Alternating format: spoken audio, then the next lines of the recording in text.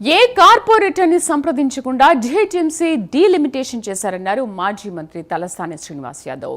Laptops పెట్టుకుని delimitation చేశారన్నారు. జీహెచ్ఎంసీకి చట్టాలు ఉన్నాయని తొందరపడి డీలిమిటేషన్ చేయాల్సిన పని లేదన్నారు. 27 మున్సిపాలిటీలు 3 కార్పొరేషన్లు పంచాయతీలు కలిపినప్పుడు కనీస మౌలిక సదుపాయాలు లేవన్నారు.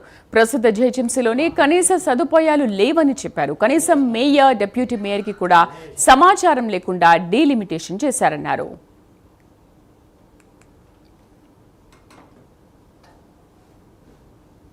అధికారులు టౌన్ ప్లానింగ్ కానీ మిగిలిన అధికారులు ఒక 5 మంది అధికారులని ఇప్పుడే కమిషనర్ గారు చెప్పారు.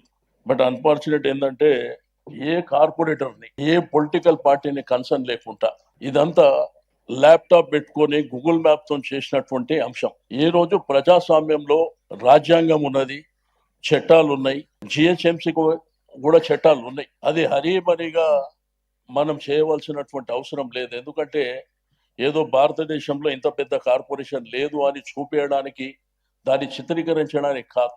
ప్రజలకు మౌఖికమైనటువంటి సదుపాయాలు ఉన్నాయా లేవా.